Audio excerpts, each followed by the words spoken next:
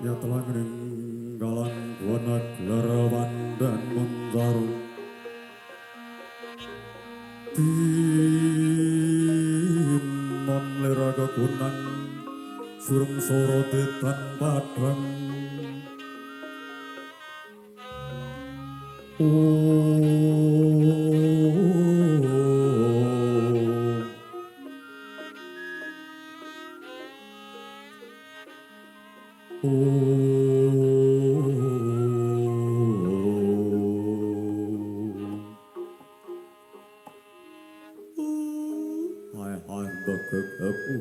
ugek sak dulito Agus di ngapunten anggen jenengan dika rawuh wonten ing Karang Kadempel malah dados derdah pasulayan ing atase para sata Kurawa mluruk wonten ing madyaning Bengawan Srayu mongko kados dalem menika namung sak derma pamomong jenengan dika. Kula mboten wantun paring tutur-tutur gandeng menika masalah keluarga antaraning Pandhawa kaliyan Kurawa. Nadyan dikaya ngapa kathah ingkang sami ngendikaaken Kurawa kalih Pandhawa mboten waget dados setunggal ning parandene ampun ngantos dados derdah pasulayan kados mekaten Ndara. Niki sedaya awit saking kalepatan anak kula Bagong anggene tansah katarungku manahe kepengin badhe ambangun wujuding dusun menika supados dados dusun ingkang saestu edipeni ngaten Gus Kakang Semar. Kula wis dadi janjining Janaka yen to Janaka bakal sak biyantu marang bota repoting Kakang Semar sak keluarga enget lelabuhaning Kakang Nayantaka ya Kakang Semar Badranaya sing gedhe lelabuhaning marang para Pandhawa utaman nadyan dikaya ngapa Bagong lan hajating Bagong muga iso kaleksanan kasebatan inggih Ndara ning nek ngaten iki lak njur kula sing lingsem ndadekke perkara anyar antaraning Pandhawa kalih Kurawa nadyan mengkono Pandhawa pancen wis sawetara mapan ana ing negara Wirata negara Ngamarta isih dadi darbening kadang-kadangku para sata Kurawa luwih lara rasaning atiku yen to aku durung bisa nglungguhake Kanjeng Koko Prabu Puntadewa ana ing dampar keprabon. Dina iki Pandhawa dadi wong Papa Sudra Wulandara ngenger ana ing Praja Wirata Kakang Semar. Nyat langring kalangguan Glara pandan moncar Tinon ler kekonang surung sorotetan padang kasora bacaring purnaming gegono dasari mongso katiga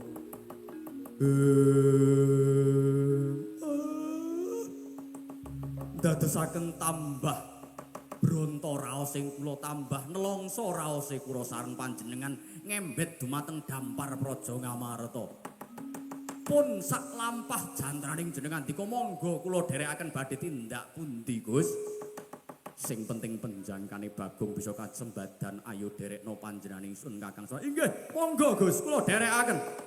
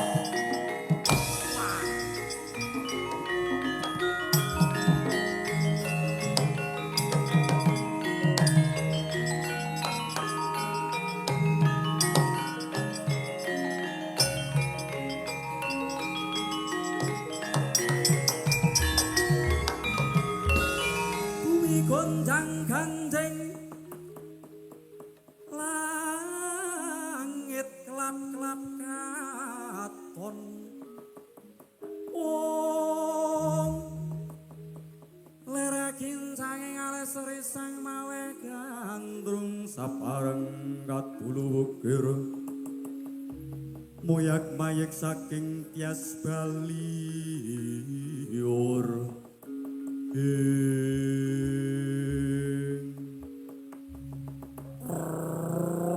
mandek sapa kang dadi aranmu bocah bagus manjing nyasawana ing telenging wana kene takon marang aku Raden Janaka Raden Permati Raden Harjuna kumbang ali-ali kunti dibasu walah dalah jenenge apik kabeh bakal maning ndi kowe ngetutke jantaning laku ora bisa kudu bali tetep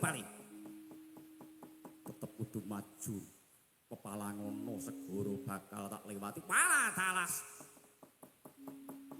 nggugu karepe dhewe balik takon kowe sapa Det ya kendir kala pencalen aku kang bakal nyrimpet lakumu sapa wae sing bakal mpalangi mesti bakal tak pidana mati walah dalas sabet perbatang sumyur kandamu Bos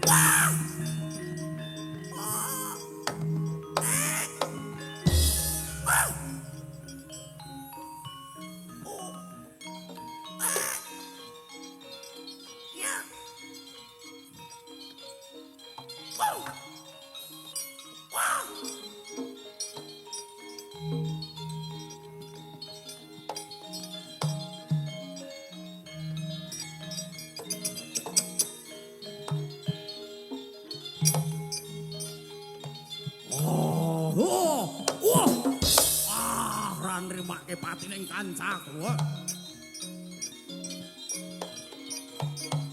Wah, wes. Wah, wah. Wah. Wah. Wah.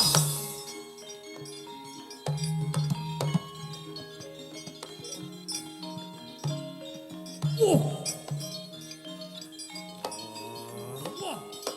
Hah?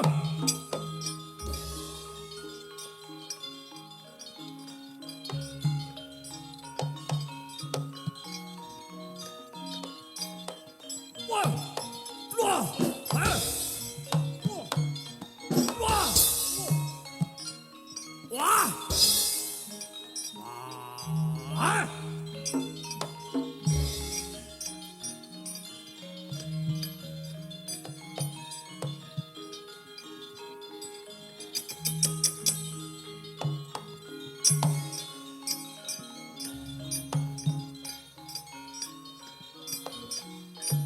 Aha!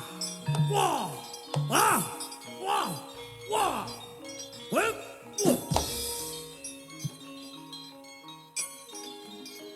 Wah! Ah! Wah!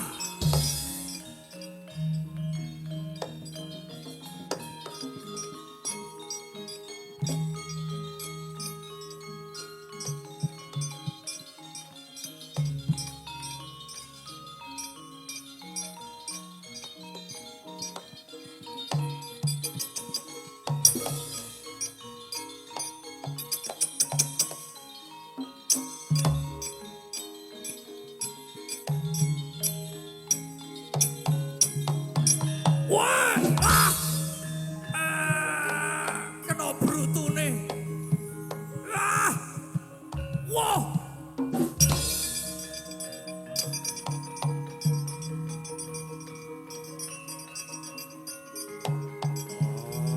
Ah!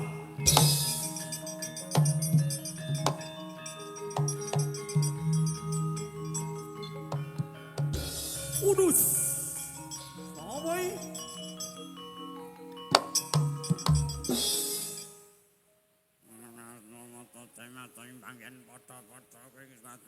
Wah, iki wis repot.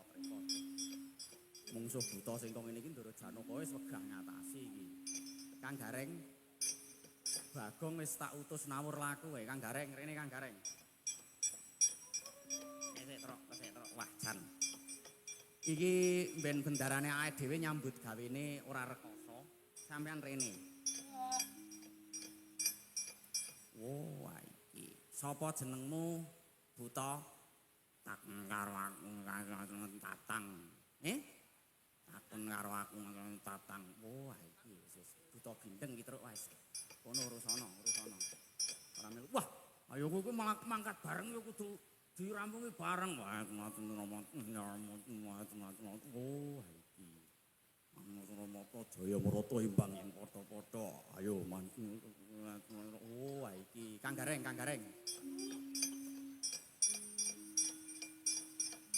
Iki bindeng ning irunge kae jajal. Ayo takon karo aku ora nrimakke patine kanca-kancaku. Siji lawan siji aku kroyokan aku ya wani. Wah, wis. Ora masuk. Pencras dasi wae kuwi lumayan simpake iso di jarah. Ayo oh, ceritane arek capeng. Wah, ayo mati lawan karo aku. Ayo imbang yen padha-padha yen wani maju karo aku kabeh para punakawan. Wah, wis ra masuk. Penclas ya Kang Gareng.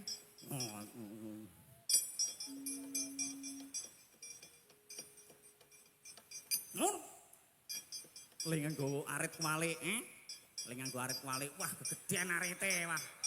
Wah. Anarkis maine. Wah. Nah, wis rampung. Ah. Gua cemplung ke kotak. Perange kepenak ngene iki. Wis rampung, wis. Juara garek. Gus, mangga Gus, ngrasake lampah Gus. Iya, ayo nolo garing.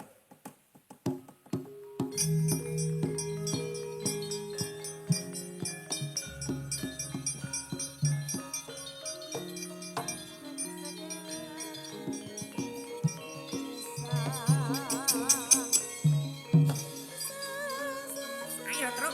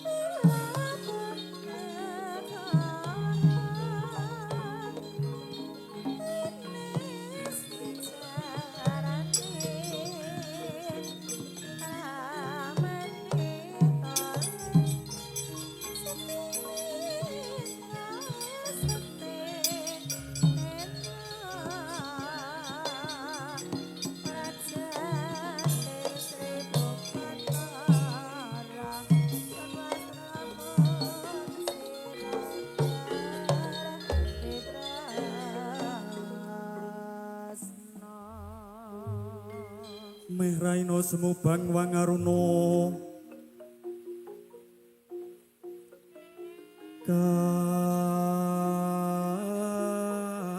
kadinetran nganggo rapuh sabdaning kukila areng kanigara sageter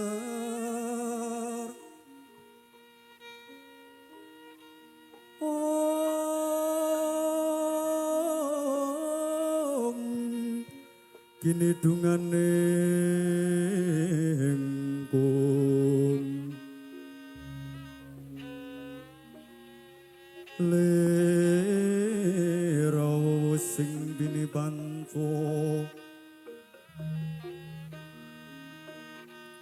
bebetoking ayam mono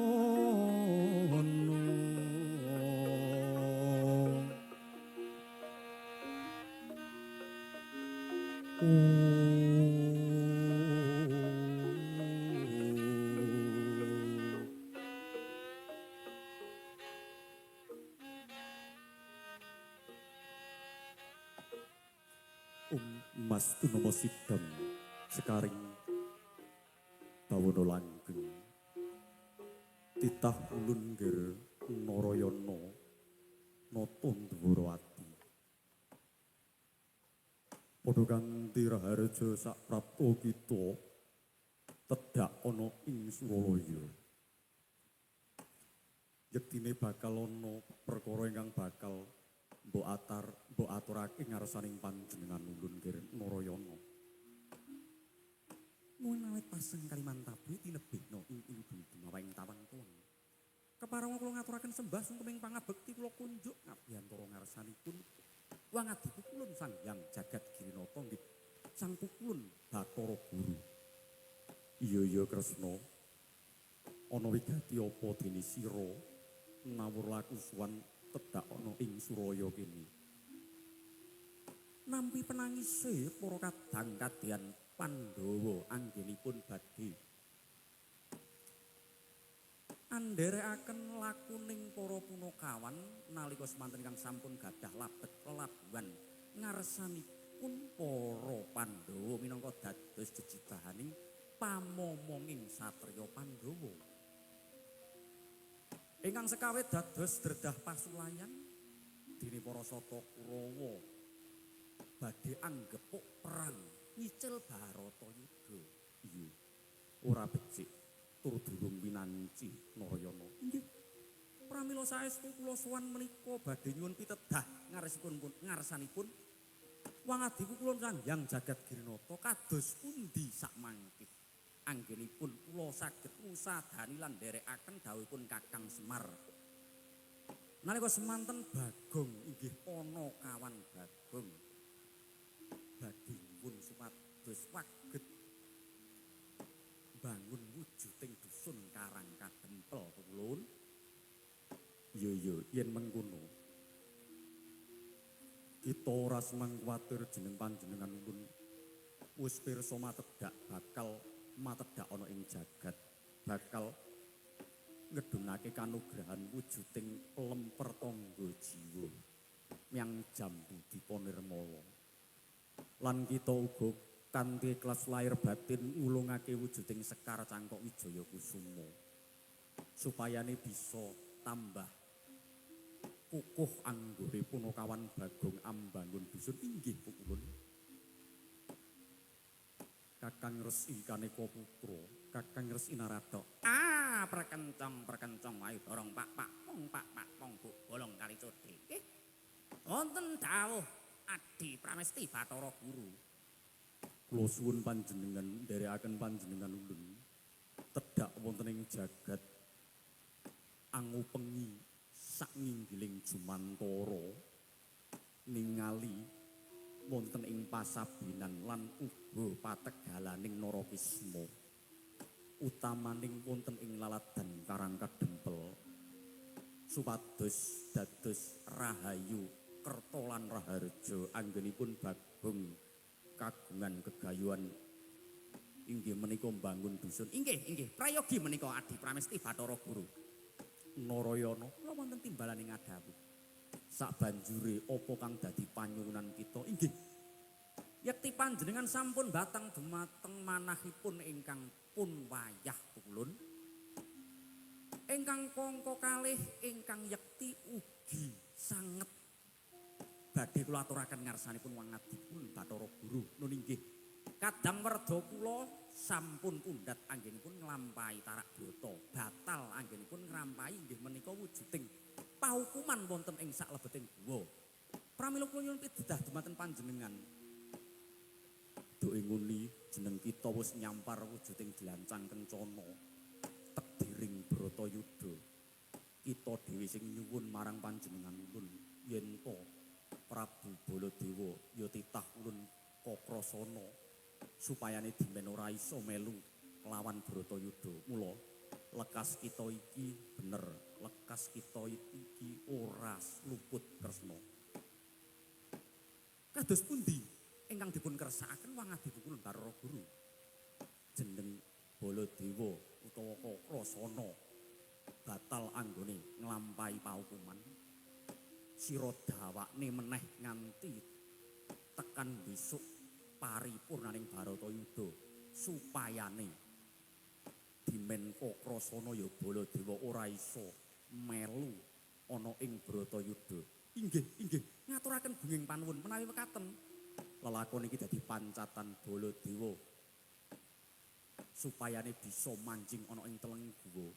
Diwanti-wanti yogamu Setyaka supayane tambah ngrapeti njaga jagang sing jero beteng sing kandel supayane Baladewa ora bisa njudul meneh saka wujuding Grojogan Sewu Narayana. Inggih.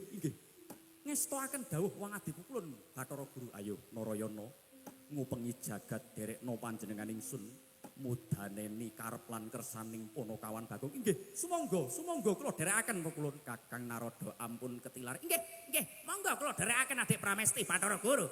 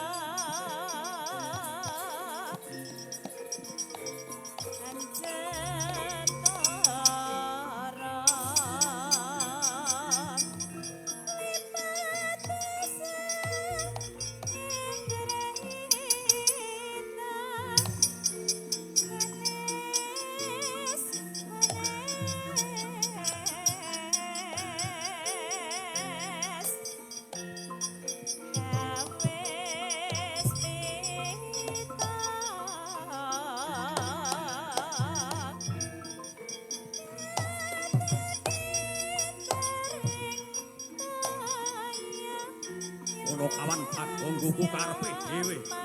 Wani nungkak Maranata Pandura Prabu Dole.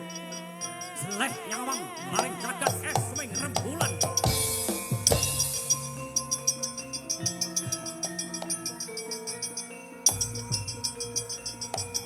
Walah dalah Bagong.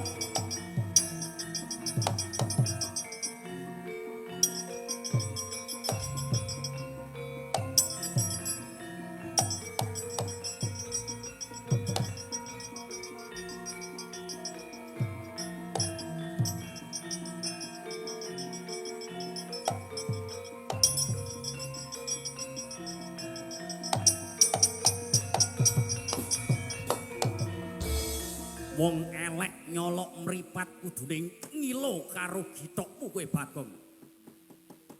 Inggih, ndara kula Baladewa ingkang sanget kula bekteni. Sesembahan kula wonten ing Marcapada prapting delahan Ora semang kowe ngaturke bekti ngarsaning Baladewa. Sembahmu mung kanggo abang-abang lambe. Bagong, kula wonten dawuh. Kula pun ngertos menawi lekas kula menika badhe dipun dukani kalian panjenengan. Keranten panjenengan punika namung kersa mirengaken kalian wong sing sugih. Jenengan menika kersa mirengaken kalih wong sing maringi kalungguhan dumateng panjenengan. Sing nyemanak dumateng panjenengan benten kalih kula wujuding Bagong.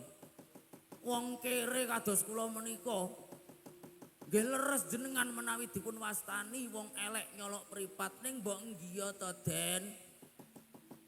Kula menika namung dapur menika namung kepengin badhe muktekaken dumateng sedaya warga masyarakat ing Sendangreja. Utamanipun wonten ing Karang Kadempel, Padukuhan Kelurahan Karang Kadempel kok badhe dipun pepalangi niku njur luput kula mbek pundi. Kula kedah matur kados pundi sinuwun. Toreh dene nuwun sewu, mireng pekabaran lelampahan ingkang sampun kawuri, panjenengan menika lak nembe nedeng nglampahi paukuman. Wong tahanan kok playon rono rene. Oh, pancen wong sugih mono ya. Wong sugih mono iso benyanyakan rono rene, mbok ya wis dadi pidana, narapidana. narapidamu dengkulmu atos. Gus, sakniki kula badhe matur, jenengan tresna mboten kalih kula. Mestine aku tresna karo kowe yen kowe lelabuhane apik. Ning kowe ngisin-isinke marang panjenengan ingsun. Baladewa Dewa Wirang karo Patih Sengkuni. Baladewa Dewa Wirang karo Patih Sengkuni sinengguh duwe kawula utawa pamomong sing ora jejak, sing ora duwe tata krama kaya kowe. Apa rumangsane kowe kuwi wong duwe tata krama ing atase kowe nyorok bengkok nyahak wewenganing liyan. Niku lak mung duwe Patih Sengkuni, niku lak mung duwe Patih Sengkuni. Ning sabibareng nglampahan Kresna Duta, sejatose lho Gus niki nek menawi jenengan kersa midhangetaken ingkang pun abdi. Negara Ngastina negara Ngamarta sak jajahanipun menika resmi pun dados kukupaning para Pandhawa cangkemmu. Wah! Walah dalah nyelomot penggali ing Baladewa ming trima wong loro saudon terus saurupan. Wah! Wah! Wah! Wah! Ayo! Kampian kadya wong Jala, rayan kadya menjangan mati. Anci-anci Gunung Merapi. Ayo! Kabeh Pandhawa, iki lho wong tuamu,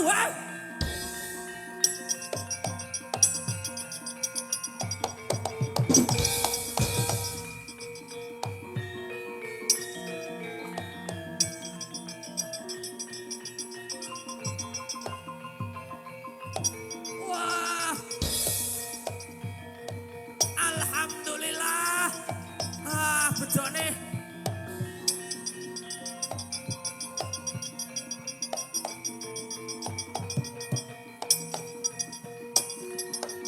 Ayo. Maju kabeh ayo Janaka.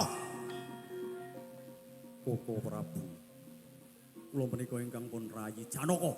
Kowe rasa ngopalangi menika punakawan panjenengan.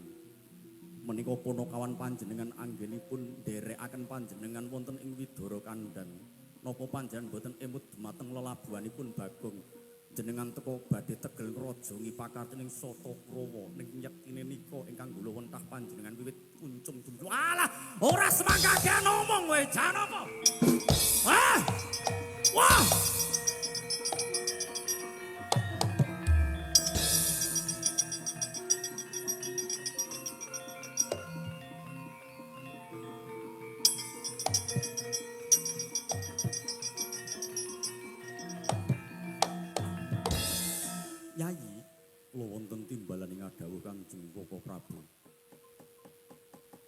Wis to, kowe mundur wae. Wong yen agal srogal kaya mengkono kae. Ora pantes tok adepi. Toreh diri kae kadang werdamu bebasan suduk gunting tatu loro. Diadepono kae uga kadang werdamu rawuh kowe ingkang bakal gelo lan kuciwa.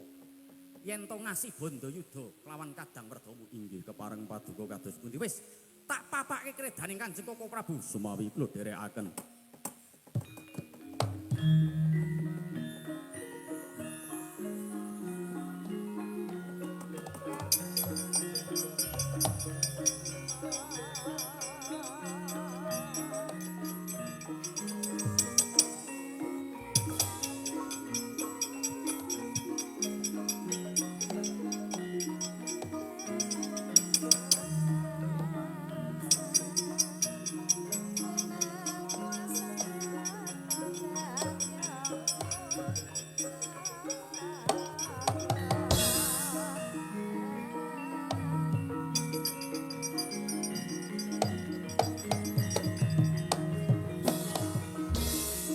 Mesti angger aku arep muntap, mesti angger aku arep nesu kok kowe mesti ngalang-alangi Koko Prabu. Panjenengan menika pancen wangkal nggih. Wangkal wae, arep ngopo? Jenengan mboten nitik lelabuhane Janaka pun ngendika kados pekaten apa njenengan mboten nintingi nalika semanten. Duk lampahan panjenengan menika kalih kula nderekaken Kakang Patih Udawa wonten ing Widara Kandhang sing masake ya Bagong, sing goleke pangan ya Bagong. Supayane ora kadenangan kalian wong-wong Mandura. Nalika semono nggih Bagong. Lah kok jenengan sakniki badhe tegel niku ke njur jenengan niku nuwun sewu, penggalihe jenengan niku teng pundi? Tegel sanget jenengan kalih Bagong. Umpama Bagong menika satriya ingkang prawira menika nggih wonten saene nek jenengan cempalani dijak Bandayuda. Lah wong Bagong itu makhluk lemah wong fakir. Lah kok dicempalani napa jenengan kok astagfirullahaladzim Koko Prabu pun azan subuh. Narayana ya Kresna adhiku cah bagus. Sak banjure kepiye? Kowe ra semang melu-melu lakon iki mestine kula badhe nyandhet lampah paduka. Kula sampun sowan saking Kayangan Suralaya, Sang Hyang Jagat Girinata paring dawuh supados memperpanjang paukuman paduka. Walah dalah.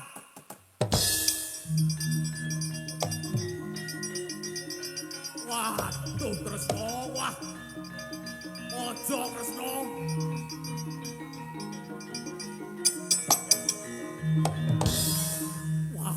Kowe kok tega mentolo kowe tumbak cucukan. Apa-apa lapor pusat mboten. Lekas kula badhe njurung lampahipun Bagong anggepun bangun dusun. Lah kok panjenengan malah nyaru-nyaru. Kula nak matur napa wontene bilih panjenengan silar saking gua. Jenengan kemutan to? 2 kali jenengan keluar dari dalam gua. Nggih to? Wah iya. Pun sakniki dilampahi kersane didereke Setyaka nek mboten badhe pundhak lampah. Walah yo Kresna yo. Aku tak bali ning Grojogan Sewu iki. Wah.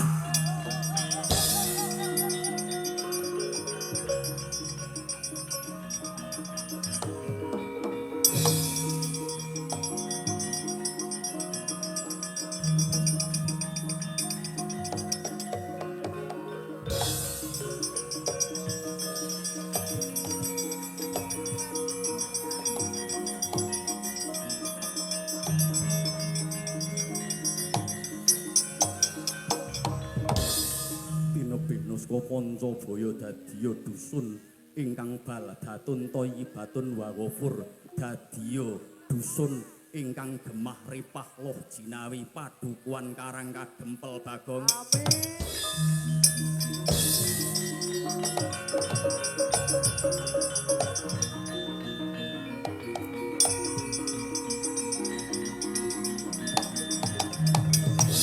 Tinebehna saka Pancabaya muga-muga murah sandang murah pangan. kawulane paringi sehat walafiat panjang yuswa. Wis rahayu Karang Kadempel.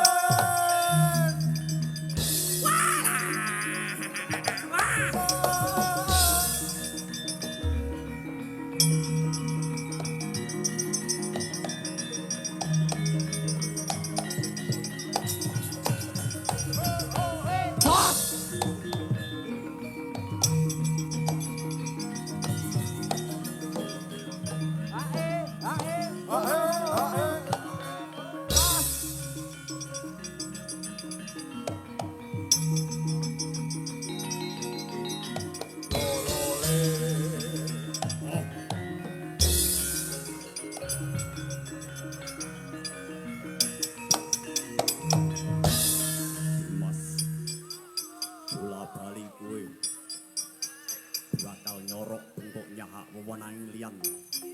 Apa kurang cukup kowe mirang-mirangke para Sata Kurawa ingkang linambaran Kanjeng Koko Prabu Durawati. Dina iki bakal tak bedah negara Wirata sak Karang Kadempel. Wah, nyok. Wah! Wah! Wah! Wah! Wah! Wah! Wah! Wah! Hah? Wah! Wah! Wah! Wah!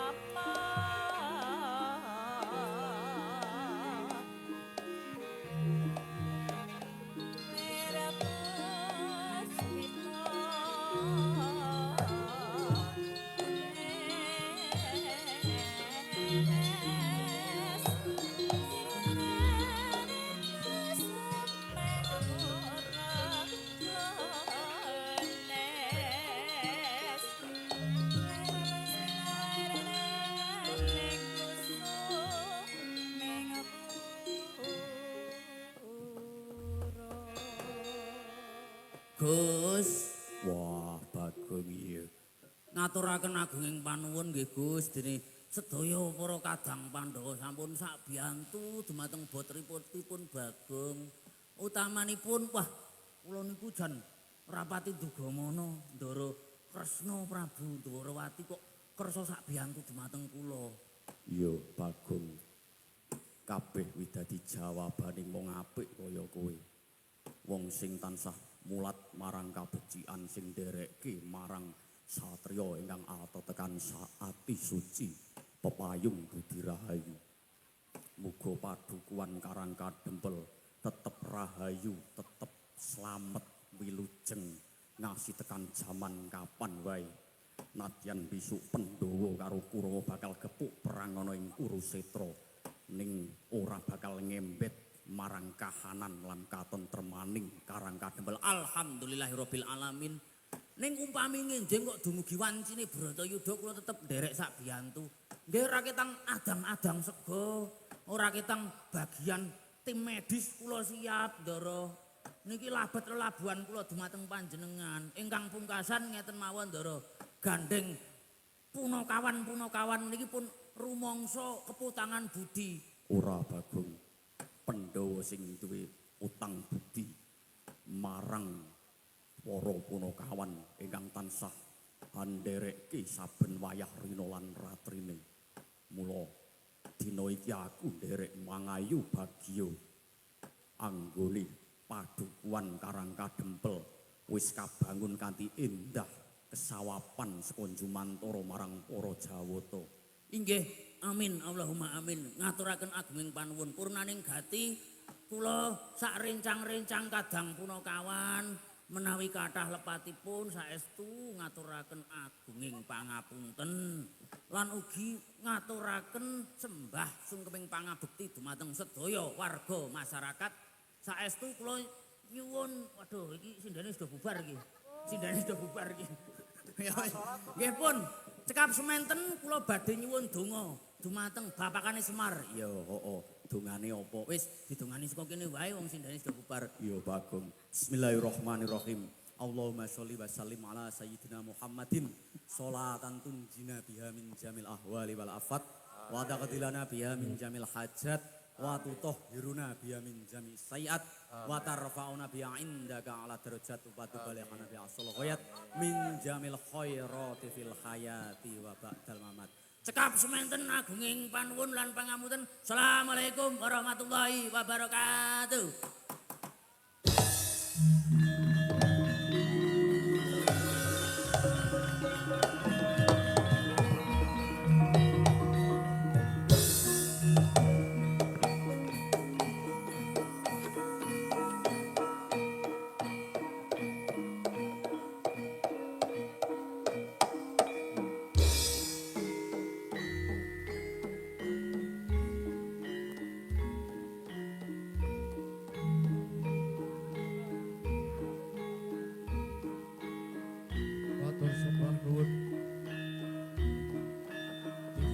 Sampun paripurna kirang nriki Purwa kanthi dalang Ki Burhan Soekarto kanthi lampahan